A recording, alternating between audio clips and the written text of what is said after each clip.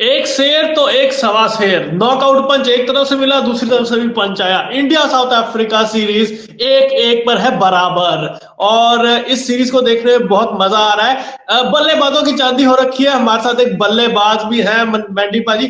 मैंडी पाजी, रन देख के तो बहुत मजा आ रहा होगा। 700 यार रन दूसरे मैच में, टोटल में 600 रन पहले मैच में।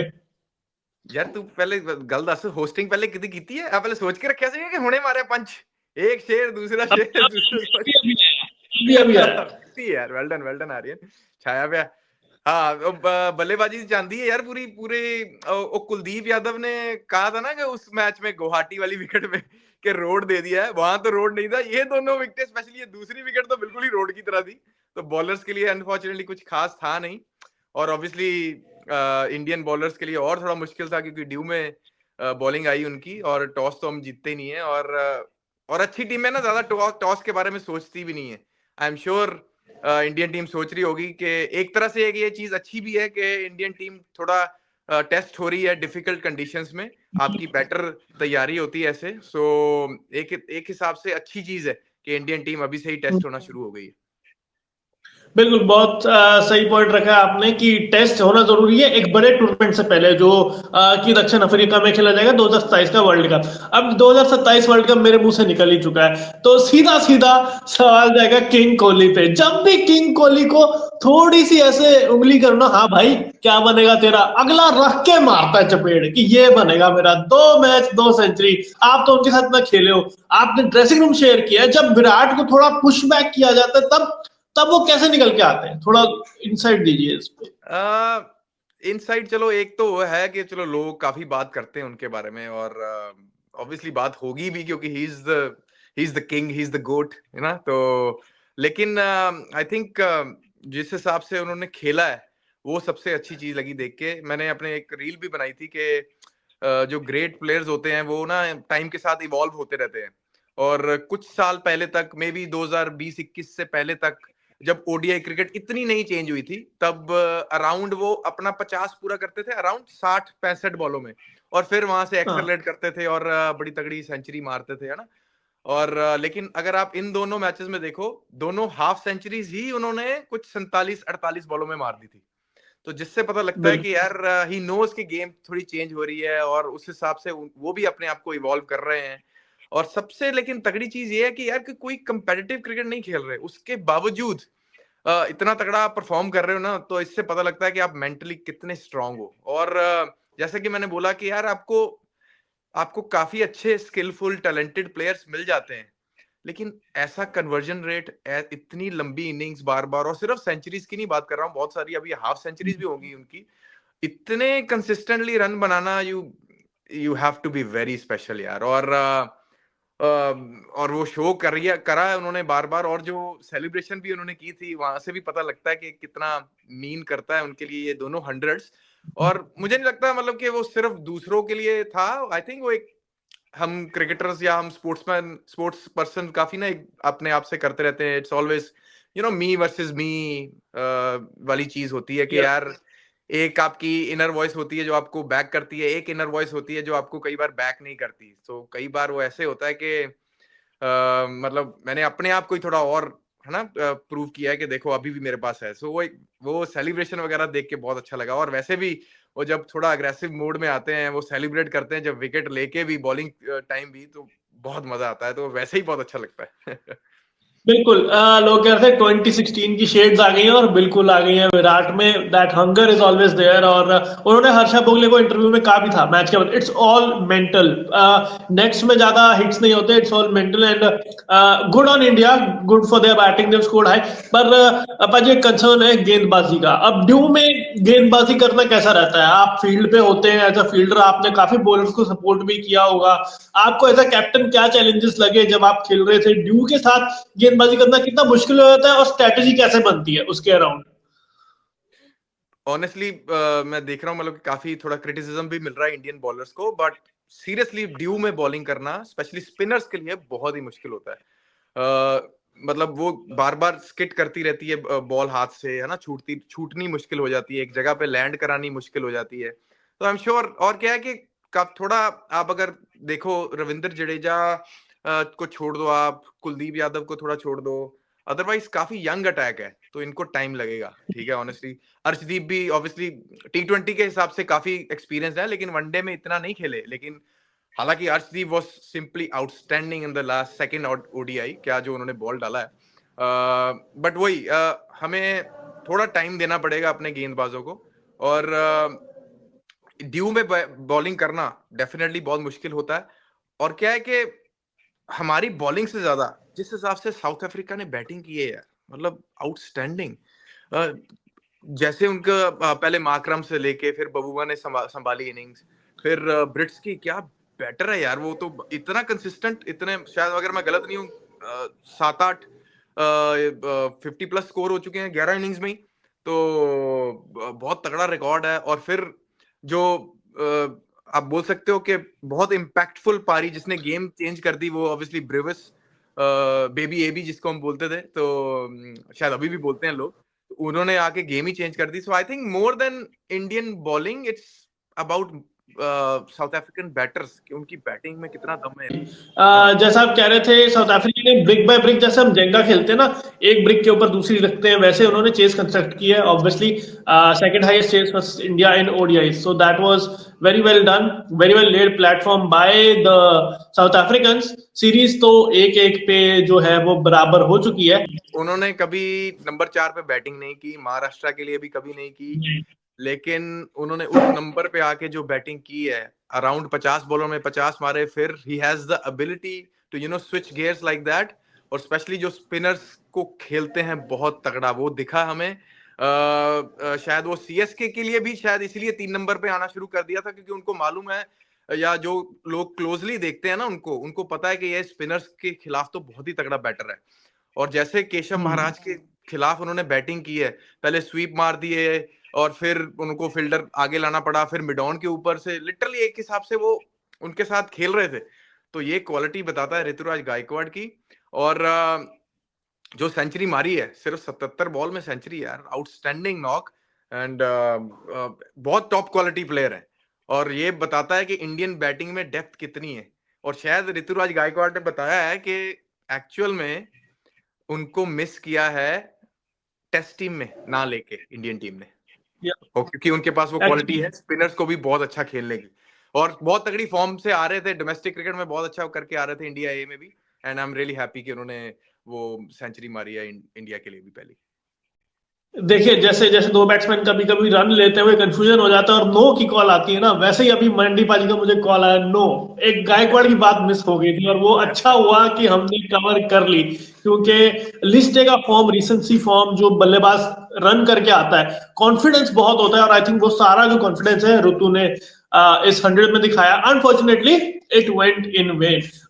भाई के यार, आप जाते हो, आपके पास राजे हो आप ऑक्शन के, जिस बंदे पे मैं हाथ रखूंगा वो मुझे मिल जाए, वैसी वाली सिचुएशन है। But they need to be smart. Indian batting covered है, रहाणे, रघुवंशी और रिंकू है। स्पिन कवर्ड है चक्रवर्ती और आपके नारायण के साथ। पर टॉप ऑर्डर में अभी भी गैप्स है। 64.3 करोड़, कैसे देखते हैं आप उनके ऑप्शन स्ट्रेटेजी को? पहले केकेआर से शुरू कर लेते हैं। आई थिंक क्विंटन डिकॉक को भी जाने दिया है उन्होंने इस बार, है ना, गुरबाज को भी जाने दिया है। तो पहले तो उनको कीपर चाहिए, और मुझे लगता है कि अगर आइडियली इंडियन कीपर मिल जाए वो बड़ी अच्छी बात होगी उनके लिए। मुझे लगता है ओपनिंग में फिर भी उनके पास जगह है, और आइडियली उनको अगर कोई बीच में खेलने वाला विकेट कीपर मिल जाए तो नथिंग लाइक इट। और मुझे लगता है पंजाब के सलील अरोड़ा, पता नहीं उन्होंने देखा कि नहीं, बट मैंने क्लोजली देखा है, मैं जानता हूं कि वो कैसे बल्लेबाज है। टेम्परामेंट बहुत तगड़ा है, अच्छे मैच विनिंग नॉक्स खेलते हैं, प्रेशर वाले मैच निकालते हैं। एक होता है स्किल्स और एक होता है कि अच्छे मैचेस जिताना, वो उनके पास एबिलिटी है। आज भी मैच खेल रहे हैं और बड़ा अच्छा स्कोर किया। आज भी सैयद मुश्ताक अली में पहले 2 मैच खेले थे और दोबारा खेल रहे हैं। सो आई थिंक ये उनके लिए एक एडिशन तगड़ा हो सकता है। विकेट कीपर तो उनको चाहिए चाहिए, और obviously Andre Russell the great वो नहीं दिखेंगे हमें, तो मे बी एक आध मिडल ऑर्डर बैटर और चाहिए होगा बीच में उनके उनके पास। और फास्ट बॉलर चाहिए उनको। स्पिनर तो उनके पास फिर भी हैं, वरुण चक्रवर्ती और सुनील नारायण। फास्ट बॉलर चाहिए होगा उनको कोई अच्छा, स्पेशली ओवरसीज। तो ये सारे स्लॉट्स हैं। बाकी देखने वाली चीज होगी कि ओपनिंग कौन करेगा। अंकुरिश रघुवंशी ऑब्वियसली बहुत तगड़े, उनके लास्ट ईयर आप कह सकते हो राइजिंग स्टार निकले हैं। रिंकू सिंह की बैटिंग बहुत नीचे आती थी, रमन की बहुत नीचे बैटिंग आती थी, हो सकता है ये सब अब ऊपर जाएंगे थोड़ा और हाँ इनको बैटिंग अच्छी मिलेगी। रहाणे कहाँ कौन से नंबर पे खेलेंगे ये भी एक क्वेश्चन मार्क है। कैप्टन कौन रहेगा ये भी एक क्वेश्चन मार्क है, रहाणे को दोबारा कैप्टनसी देंगे नहीं देंगे। तो काफी पैसा तो बहुत है लेकिन शॉपिंग भी बहुत करने वाली है। और जैसे लगता है कि जो सबकी सब एक्सपर्ट्स ही बात कर रहे हैं कि Cameron green most likely KKR में ही जाएंगे क्योंकि सबसे ज्यादा पैसे ही इनके पास है। उसमें ही आई या थिंक अब केकेआर सीएसके दोनों लड़ेंगी उनके लिए, क्योंकि एंड्रे रसल तो अब है नहीं। तो ये एक हाँ सबसे बड़ा फाइट होने वाला है कैमरन ग्रीन का। महंगे तो जाएंगे लेकिन अभी उनका शायद रूल भी कुछ हो गया चेंज या कुछ है कि 18 करोड़ से ज्यादा प्लेयर को नहीं मिल सकता, लेकिन आपके पर्स प्लेयर से को नहीं। कटेगा।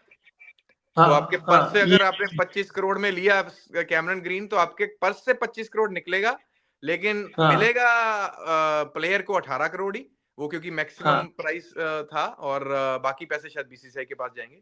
पर जो भी है पहले तो यही चीज है, कैमरन ग्रीन केकेआर के पास आते हैं कि नहीं, अब तो शायद और ऑब्वियस हो गया कि उनके पास जाने के चांसेस है। तो ये सारी चीजें हैं। आप बताइए आपको क्या लगता है और कुछ क्या कर सकती है केकेआर? मेरे हिसाब से पाजी Liam Livingstone ADKR Abu Dhabi Knight Rider के लिए कल ही खेलते हुए 82 रन किया, एक ओवर में 5 छक्के मारे, लास्ट ओवर में 30 रन मारे, उन्हीं की फ्रेंचाइज के लिए खेल रहे हैं और अवेलेबल भी हो गए हैं। अब ना तो मैक्सवेल है, ना रसल है, ना डुप्लेसिस है, तो उनका जो प्राइस है वो एकदम से ऊपर ठां करके ऊपर जाने वाला है। तो मुझे लगता है कि लियम लिविंगस्टन के लिए भी आप दोनों टीमें लड़ेंगी, CSK के इनके लिए भी लड़ेंगी। तो लियम लिविंगस्टन आई थिंक बहुत अच्छी ऑप्शन है। पेस बॉलिंग में एक भाई अशोक शर्मा करके प्लेयर है, राजस्थान के लिए खेल रहे हैं अभी, 16 अच्छा विकेट्स हैं स्टेट में और आज भी 4 पर लिया दिल्ली के साथ, RR और मुंबई में भी रह चुके हैं। तो अब मैं तो काफी इंप्रेस हुआ हूं उनसे। तो आई थिंक एक डोमेस्टिक पिक वहां भी है, क्योंकि उमरान मलिक का नहीं पता कितने मैच खेल पाएगा, कितने मैच नहीं खेल पाएगा, टॉप गन पेसर नहीं है। तो मुझे लगता है ये दो एरियाज हैं जो केकेआर देख सकती है। बाकी पैसा बहुत है, अब ज्यादा पैसे में भी क्या होता है ना, खर्चने का है उसमें दिक्कत होती है। एक तो काम करते हैं, लेट जो इनके पास अभी प्लेयर्स हैं एक प्लेइंग 11 बना लेते हैं फटाफट, कौन से गैप हैं। फॉर एग्जांपल सुनील नारायण को आप ऊपर डालो, ओपनिंग करवाओ, साथ में यही देखना होगा कि कौन सा ओपनिंग करता है। लेट्स से अजिंक्य रहाणे रहाणे में भी ओपन करेंगे हाँ और नंबर 3 पे मोस्ट लाइकली शायद रघुवंशी। 4 पे आप रिंकू को देख सकते हो, बिल्कुल। रिंकू को देख सकते हो। 5 पे फिर रमनदीप आ सकते हैं, या जो भी है एक स्पॉट यहाँ पे बन सकता है 5 वाला, या 6 पे रमन आ सकते हैं और 5 में एक खाली हो सकता है स्लॉट। बाद में 7 नंबर पे आएंगे आपके, 7 नंबर पे एक जगह है फिर वही, अगर कैमरन ग्रीन जैसा मिल जाए आपको या लिविंगस्टन जैसा मिल जाए, या 5 नंबर पे लिविंगस्टन आ जाए और 7 नंबर पे ऐसा कोई आ जाए इसमें अभी। और एक और चीज है, अंकृश रघुवंशी शायद विकेट कीपिंग कर रहे हैं, तो हो सकता है वो भी विकेट कीपिंग करते हुए नजर आए। और ऐसा कुछ ये 2 स्लॉट बीच में है बेसिकली खाली, जो भरने पड़ेंगे केकेआर को, नंबर 5 वाला है और 7 वाला, उसमें कैमरन ग्रीन ये वो। बट दिक्कत यही है कैमरन ग्रीन ज्यादा ऊपर बैटिंग करते हैं, नीचे करते नहीं है, और नीचे वाले प्लेयर आपको कम मिलते हैं मार्केट में, तो वो एक चीज देखनी होगी। फिर ऑब्वियसली आपके नीचे बॉलर्स आ ही जाते हैं, वरुण चक्रवर्ती, हर्षित राणा, वैभव सूर्यवंशी, माफ करना वैभव अरोड़ा, ये आपको दिखेंगे ही दिखेंगे तीनों में मुझे लगता है। और हाँ एक जी। आध और कोई मैं भूल रहा हूं तो मेरे को बताइए आप, 11-12 कौन सा और होगा इनका? आई थिंक मोस्ट लाइकली इनके पास मोइन अली थे, वो तो इन्होंने छोड़ दिए हैं। हम्म उमरान मलिक थे, वो खेले नहीं है। तो मोस्टली 2 स्पिनर और 2 पेसर, हर्षित राणा और वैभव हो ही गए, हम्म सुनील नारायण और रोजर कीर्ति हो ही गए। आई थिंक 2, 5 और 7 का स्पॉट आपने सही बोला है, और एक कोई गन पेसर इनके पास, वो 150 वाली चीज मिसिंग है, 150 पे जो कंसिस्टेंटली डाल पाए ना। सो आई वो फिर थिंक उमरान एक को खिला सकते हैं अगर 150 दिलवानी है। वो ज्यादा क्रिकेट, इतनी क्रिकेट खेल भी नहीं रहे जेएनके के लिए, और आई एम श्योर वो तेज तो डाल ही सकते हैं, अभी भी बहुत दम है मुंडे से। बट वही है, एक 7-8 नंबर वाला, इवन 8 नंबर पे भी थोड़ी बैटिंग चाहिए होती है आजकल टीमों को, तो ऐसा कोई प्लेयर देखना पड़ेगा उनको जो वहां पे उनको एक अच्छा इम्पैक्ट डाल सके। तो इनको काफी काम करना पड़ेगा, इतना काम आसान होने वाला नहीं है केकेआर के लिए। देखिए अगर आप देखिए काफी स्लॉट्स हैं बीच में इनके प्लेइंग 11 या 12 में जो खाली हैं। अगर आप मेजोरिटी टीमों को देखो, बाकी टीमों को इतने स्लॉट्स खाली नहीं है, लेकिन केकेआर में काफी सेट स्लॉट्स भरने भरने पड़ेंगे अभी। बिल्कुल जी। कलकत्ता की तो हो गई बात, भाई आपको शॉपिंग बहुत करनी है, पर अब चलता हूँ थोड़ा साउथ में। सीधा प्लेइंग 11 बनाते हैं, क्योंकि ये टीम एक्चुअली पिछले साल ही बन गई थी। लोगों को पता ही नहीं लगा, इन्होंने अपना जो रिपेयर वर्क है पिछले साल शुरू करके सारा हथौड़ा मार के बिल्डिंग तैयार कर ली है, एक ढांचा बन गया। आप देखिए, अब मैं ऋतुराज बताऊं। गायकवाड़, हम्म। ऋतुराज गायकवाड़, अब आप संजू को 3 पे ले आइए या ओपन करा लीजिए, दोनों में वो कंफर्टेबल है। फिर आयुष मात्रे 100 पे 100 चला रहे हैं, सैयद मुश्ताक अली में एकदम high Ruturaj high flying. Gaikwad को उसके बाद आप ऋतुराज गायकवाड़ को मेरे हिसाब से आप नंबर 3 पे देखोगे, संजू और आयुष मात्रे ओपन करेंगे। ठीक है, उसके बाद भाई उर्विल पटेल, जो बंदा इस नाम से वाकिफ नहीं है प्लीज जाके देखो, वो सैयद मुश्ताक अली में कैसे तोड़ रहा है बॉलर्स को। 4 नंबर। उसके बाद दुबे जी 5 नंबर। उसके बाद थाला 7 नंबर। साला तो 7 नंबर पे बेबी ही ए बी, आएंगे। ब्रेवस, डेविड ये ब्रेवस। भी 6 नंबर। डेविड नहीं, ब्रेविस। उसके उसके मुझे बाद लगता इनका है उर्विल पटेल, क्योंकि संजू सैमसन अब आ गए हैं ना, तो उर्विल पटेल के लिए हो सकता है मुश्किल हो जाए जगह बनानी, क्योंकि संजू आ गए हैं ऊपर। हाँ, बेबी ए बी जैसे बैटिंग कर रहे हैं ब्रेविस, उनको बैटिंग ऊपर करानी चाहिए आपको। मुझे लगता है वो 4 नंबर पे आने चाहिए। 5 पे आ गए आपके शिवम दुबे। अब वहां से आप कंटिन्यू करो। हाँ, वहां से ना, अब इस टीम में बॉलिंग की थोड़ा ये नेथन एलिस मेरे को लगता है ज्यादा मैच खेलेंगे, हंड्रेड क्योंकि परसेंट पथिराना चले गए इनके डेजिग्नेटेड डेथ बॉलर। अब नेथन एलिस को ज्यादा मैच मिलेंगे। इनको चाहिए स्पिनर। ये हमेशा एक ऑलराउंडर ढूंढते हैं, तेज बॉलर, चाहे ब्रावो देख लो, चाहे शार्दुल ठाकुर देख लो, पास्ट में इनकी हिस्ट्री ऐसी रही है। एक ढूंढते हैं ये फिंगर स्पिनर, जी। अश्विन, आप पहले शादाब, प्लेइंग जकार्ता। 11 पूरी करो, ये बाद में देखते हैं हाँ, क्या मैं ढूंढते हैं। मैं 5 तक उसी हो गए उसी अपने। उसी उसी पॉइंट में आ रहा था कि अब भाई गैप रह गया है। अब यहाँ हमने नेदरलैंड्स को खिला लिया, 7-1 नंबर तक बैटिंग खिला ली, 8-9-10 पे एक पेसर एलिस की सपोर्ट पे, और जो आपके स्पिनर है। अब आपको हसरंगा कैसा ऑप्शन लग रहा है? मैंने एक हसरंगा ऐसा ऑप्शन देखी थी इनके नहीं, लिए। एक सेकंड, पहले 5 नंबर तक अपनी बैटिंग होगी थी, ठीक है। हमने उसमें उर्विल पटेल को अभी नहीं डाला है, ठीक है। छह नहीं नंबर आप डाला, ओके। 6 नंबर आप खाली रख लो। 7 नंबर पे आप धोनी को देखेंगे ऑब्वियसली। अब वो आई थिंक ओवर के हिसाब से वो बैटिंग करेंगे जल्दी। अगर विकेटें नहीं गिरी तो वो लास्ट 4 ओवर में आ ही सकते हैं, ठीक है। वो डिपेंड होता है ओवर्स के बिल्कुल हिसाब से, मेरे हिसाब से। बिल्कुल। हालांकि हम जरूर उनको ज्यादा बैटिंग करते देखते चाहते हैं, बट मुझे लगता है वो ओवर्स के हिसाब से बैटिंग करेंगे। और जैसे वो खेल रहे हाँ, हैं लास्ट 1-2 साल में, उनके जैसा फिनिशर शायद अभी भी कोई नहीं है। तो 7 नंबर पे सही है। उनको डाल दो। 6 नंबर का एक स्लॉट खाली है। फिर आ जाओ 8 नंबर बिल्कुल। पे। जेन्युइनली वहां पे एक आजकल सारी टीमों को ऐसा प्लेयर चाहिए होता है जो कि थोड़ी बहुत बैटिंग भी कर कर सके। सो हाँ, वहां कौन होगा पता नहीं। 9 नंबर पे नेथन इन्होंने एलिस। इन्होंने जेमी ओवर्टन को रिटेन किया है वैसे। जेमी ओवर्टन इनकी रिटेंशन है एक। हाँ, वो बैटिंग कर सकते हैं, सो वो हो सकता है, लेकिन अभी आप खाली छोड़ दो। सो 9 नंबर पे नेथन एलिस, 10 नंबर पे नूर अहमद, 11वां खलील अहमद, ठीक है। हाँ, और 12वां आप impact player may be Urvil Patel, या जो भी बॉलर लेना है या कोई वो लेना है, उस हिसाब से अंशुल देख लो। कंबोज भी है, अंशुल अंशुल कंबोज भी कंबोज है भी इनके है। पास। सो यस, ये इनके पास भी केकेआर से तो कम स्लॉट हैं के, और इनके पास हाँ, हाँ, बैकअप भी हाँ, है उर्विल पटेल जैसा, कि यार अगर खिलाना है तो ऊपर वो उनको खिला सकते हैं। नीचे बैटिंग कर सकते हैं उर्विल पटेल, मेरे को पता नहीं। क्योंकि नीचे हम्म, बैटिंग करना ना बहुत मुश्किल काम है, और वो उसके लिए स्पेशलिस्ट ही चाहिए होते हैं।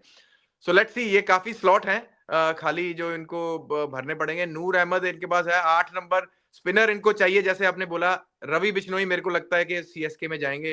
मुझे ओके। पीली वर्दी में दिखेंगे रवि बिश्नोई मेरे को। मैंने अभी लाइव किया था उनके साथ, अर्श के साथ भी। कोई हिंट तो नहीं दी, बट मुझे पूरी फीलिंग आ रही है कि वो सीएसके में जाएंगे और वहां पे वो बहुत इफेक्टिव भी हो सकते हैं। तो वो आप देख लो। और आई थिंक एक कोई बड़ी बात नहीं, पथिराना को वापस ले लें। क्योंकि 13 करोड़ में थे। लेकिन शायद उनको प्राइस ज्यादा लगा, या इंजरी से वो जूझ रहे हैं, और वापस उधर आ जाए, क्योंकि पथिराना अगर वो फिट है ना, मुझे लगता है कि T20 क्रिकेट में, of course along with Jasprit Bumrah the great, he is the best, hmm, अगर वो पूरे फिट है तो। 150 की या स्पीड, स्लोवर बहुत तगड़ा, यॉर्कर इतने तगड़े, और एक्शन मुश्किल, इससे ज्यादा बढ़िया कोई प्लेयर मिल नहीं सकता। But as long as he is fit, ये सबसे बड़ा उनके साथ चीज रहती है। तो ये मुझे लगता है। और बीच में एक प्लेयर 6 नंबर का, इनको 5-6 नंबर वाला, वो जो जो भी है, वो एक चाहिए बीच में कोई प्लेयर। तो वो इनको ढूंढना पड़ेगा। ओवरसीज कितने हुए इनके ऊपर? ओवरसीज कोई नहीं है 3 तक। ऊपर ज्यादा है नहीं। नीचे ब्रेविस आते हैं एक 4 पे, फिर आते हैं नेथन एलिस नीचे, नूर नूर अहमद अहमद। 3 होते हैं। और मे बी हाँ, ये एक ओवरसीज प्लेयर देख सकते हैं मिडिल ऑर्डर में, मे बी लिविंगस्टन इधर आ जाए। तो यही, लिविंगस्टन यस, की डिमांड फिर वही है कि बढ़ गई है बहुत, तो लिविंगस्टन इधर भी आ सकते हैं कि वो 5 नंबर वाला प्लेयर चाहिए और साथ में थोड़ी बॉलिंग डाल देते हैं वो। तो वही सब देखना होगा कि लिविंगस्टन के लिए तो डिमांड बहुत बढ़ गई है भाई, मुझे लगता है। अब कौन सा बिल्कुल। प्लेयर आता है वो देखना पड़ेगा। काफी ऑप्शंस है सीएसके के पास, सरंगा, लिविंगस्टन, और भी प्लेयर छूटे हैं। इनके सचिन रविंद्र भी इन्होंने रिलीज किए हैं। तो सीएसके जनरली ना, पाजी को पता, ये लॉयल रहती है बहुत अपने प्लेयरों के साथ। और जैसे दीपक चहर पे ये गए थे एक ऑक्शन में वापस लाने की कोशिश, तो इनकी ये भी कोशिश हो सकती है प्लेयरों को वापस ट्राई करें लाने की। So CSK is generally very smart auction table पे, तो उनको वो पता है अपना काम कैसे करना है। तो ये तो बात होगी दोनों टीमों की। भाई आपको क्या लगता है दोनों में से अच्छी ऑप्शन किसकी जाएगी? I am putting you on the spot, एक टीम पिक कीजिए, केकेआर या सीएसके।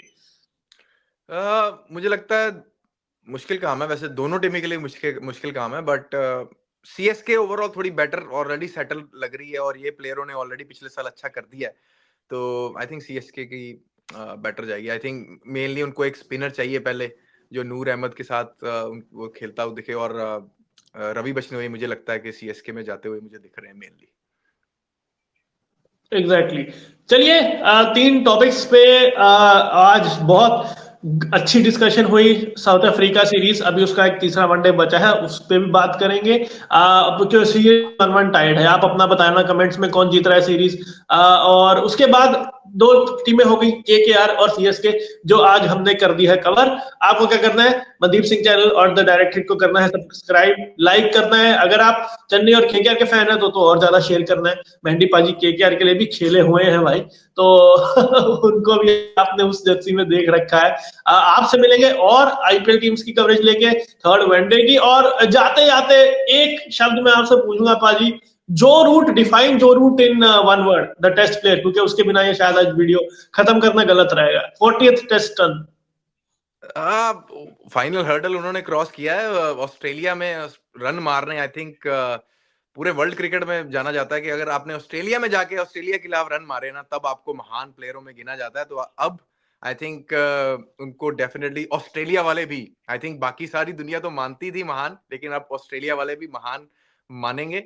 और I think definitely he is, जो मॉडर्न डे क्रिकेटर्स हैं, अगर टेस्ट बैटर्स की बात करें, he is definitely at the top along with Steve Smith. अभी विराट कोहली तो दिखते नहीं है टेस्ट क्रिकेट में, but yes, so Joe Root is right up there in test cricket. Yes, so with that Joe Root is a great, and आप सब भी great है जो हमारा चैनल देखते हैं। आपसे मिलेंगे और वीडियोस लेके, तब तक के लिए देखते रहिए और क्रिकेट को ऐसे ही एंजॉय करते रहिए। Thank you and good bye.